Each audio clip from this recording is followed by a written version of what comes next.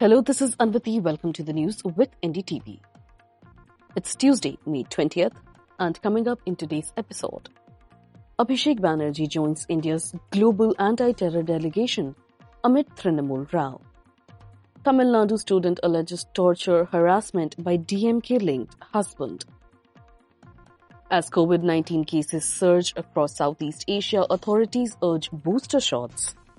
And Chief Justice of India cautions against broad interference during Waqf Amendment Act hearing. Trinamool Congress MP Abhishek Banerjee is set to represent India in the parliamentary outreach program aimed at highlighting the country's stance against terrorism.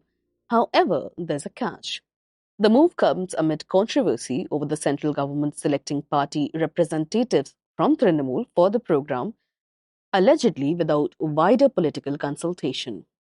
Sources confirm that Banerjee, who is also the nephew of West Bengal Chief Minister and Trinamool Supremo Mamata Banerjee, will now be a part of the 7 delegations visiting various countries in the aftermath of Operation Sindoor. These outreach teams are being sent as a part of India's diplomatic response following the Pahalgam terror attack and subsequent Operation Sindoor. Banerjee is expected to replace fellow Trinamool MP and former cricketer Yusuf Pathan in the group, headed by Janata Dal United leader Sanjay Kumar Jha. The Trinamool Congress had raised objections earlier, saying the centre had not consulted its leadership before naming a party MP for the global initiative. Sources have also revealed that Union Minister Kiran Rijiju reached out directly to Chief Minister Mamata Banerjee in an effort to resolve the matter. During their conversation, Ms. Banerjee reportedly suggested her nephew's name for the delegation and expressed her disappointment over the lack of prior consultation. The delegation led by Mr. Jha will also include BJP MPs Aparajita Sarangi and Brijlal, from CPIM MP John Brittas, Independent MP Prashant Barua, and Hemang Joshi from the BJP. The group is scheduled to depart on 22nd of May and visit Indonesia, Malaysia, South Korea, Japan, and Singapore. Ahead of the visit, Foreign Secretary Vikram Misri is set to brief the members later today. Meanwhile, NCP Sharad Pawar faction leader Sharad Pawar addressed media in Baramati yesterday and indirectly criticized Shiv Sena UBT MP Sanjay Raut, who had suggested that India Bloc Party should boycott the centre's global outreach plan. Mr. Pawar said when international issues come up, party-level politics should be avoided. He added that he had once been a part of a similar delegation to the United Nations, led by Atal Bihari Vajpayee during P.V. Narasimha Rao's tenure as Prime Minister. Quote, the government has formed these delegations to represent India's position on the Pahalgam attack and related developments. This is not the place for local politics, unquote, Mr. Pawar said. Mr. Raut, however, maintains that the delegations will end up defending what he termed as the sins and the crimes of the government.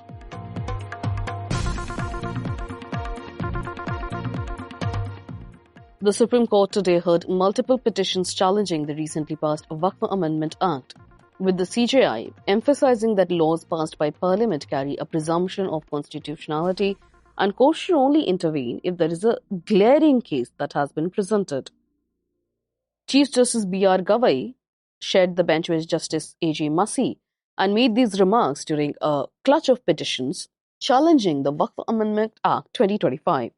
The Waqf Amendment Act was enacted just last month and has drawn criticism from various quarters. Earlier, the court had focused on 3 aspects of specific concerns. First, the recognition of Waqf by user or a long-standing committee use. Second, nomination of non-Muslims to Waqf boards and Central Waqf Council. And third, identification of government land as Waqf property. The centre had previously assured the court that it would address these issues until the legal challenge is resolved. When the hearing resumed, Solicitor General Tushar Mehta told the bench that centre had submitted its response. However, he raised concerns that the petitioner's arguments had expanded beyond the agreed 3 points. He said, and I quote, my request is to confine the discussion to these issues only, unquote. Senior advocates Kapil Sibal and Abhishek Banerjee, representing the petitioners, disagreed. Quote, "We cannot conduct a piecemeal hearing," Mr. Singhvi said. Mr. Sibal added that the Act allows the government to take over Waqf property without due process. Quote, "The law is crafted in a way that Waqf land can be taken away. Even a private person or a panchayat can raise an objection and the property may no longer be considered a Waqf property," unquote. Mr. Sibal also questioned the provision that only practicing Muslims of 5 years can create a Waqf. Quote, "If I am on my deathbed and wish to donate my property, I have to prove my faith first. That is unconstitutional," he argued. He further noted the economic contrast between religious institutions in Waqf by user clauses. Quote, "There is no chadhawa in mosques like there are in temples. People often leave their property for Waqf because the state doesn't finance mosques or graveyards," he said. When the Chief Justice mentioned grants at Dargah, Mr. Sibal responded, "I'm speaking of mosques, not dargahs." The matter will continue to be heard in the coming weeks.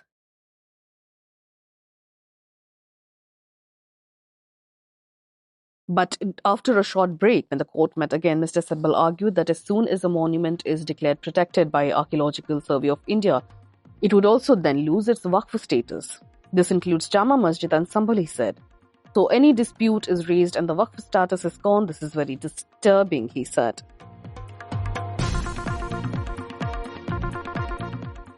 A 20-year-old college student from Arakom, Tamil Nadu, has accused her husband of torture and sexual harassment. The husband, identified as Devasayal, is reportedly associated with the ruling DMK party and claims to be the deputy secretary of its youth wing. The woman alleges Devasayal threatened to harm her family if she reported him. In an appeal which has been highlighted by the main opposition party, the AIADMK, she stated, and I quote, "He assaulted me on the way to college, injured me and broke my phone." She further claimed, quote, "He would say if you complain nothing will happen as the police will support me." The woman also mentioned, "Because of him I tried to take poison." Further details from her appeal include claims that his job is to torture 20-year-old girls to sleep with politicians. No action is ever taken against him. And I'm quoting from the statement. "When I complain, he threatens to cut me to pieces. He tortured me in a car and told me to sleep with the man he pointed to. And I can't leave my home. I couldn't take my exams." The woman also publicly appealed to DMK leader and Chief Minister M.K. Stalin, stating, "Otherwise, I will kill myself." These allegations have led to a political row, with the AIADMK accusing DMK of protecting Devasayal. AIADMK boss Edapi K. Palaniswamy stated on X that police initially refused to register a complaint until local AIADMK MLA S. Ravi intervened. Once the complaint was filed, the woman also reportedly cited connections between her husband and Tamil Nadu School Education Minister Anbil Mayes Poyamohi. Police have indicated that a preliminary inquiry suggests no evidence of sexual assault at that time. The young woman's complaint reportedly stated she was introduced to several men by her husband and presumed she would be sent to them for sexual acts. The DMK has stated that police will act against any guilty parties and that the party will take internal action based on police investigation. AIADMK leader Palaniswamy has drawn comparison between this case and the 2019 Polachi sex abuse case, where multiple women were raped and blackmailed. He urged Chief Minister Stalin to address the current situation, highlighting the Polachi case, in which a gang of 9 men received consecutive life sentences earlier this month. When the Polachi case emerged, the AIADMK was in power and the DMK was the opposition, with both sides at the time accusing the then ruling party of a cover-up and police inaction due to political links. Well, a new wave of COVID-19 infections is reportedly sweeping across Southeast Asia, with cities such as Hong Kong, Singapore, and Bangkok reporting sharp rises in cases. Health authorities in China and Thailand have urged citizens to take booster vaccinations as precautionary measures. In Hong Kong, the Center for Health Protection has reported that COVID-19 activity is currently quite high. The number of positive respiratory samples has reached its highest level in over a year. In the week ending May 3rd, the city saw 31 severe COVID-related cases, the most in a 12-month period. Officials have also noted increased viral loads in sewage and spike in medical consultations and hospital admissions related to the virus. In Singapore, the Ministry of Health has confirmed a 28% rise in COVID-19 cases in the same week, with numbers climbing to 14,200. Hospital admissions rose by 30%. This marks the first time in nearly a year that the government has released detailed figures, such as Singapore now only publishes updates during noticeable increases.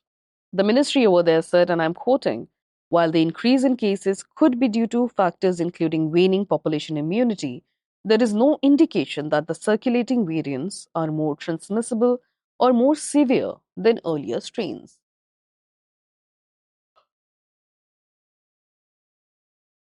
Thailand has also seen a rapid increase with 33,030 cases recorded in a week ending 17th of May, more than double than previous week.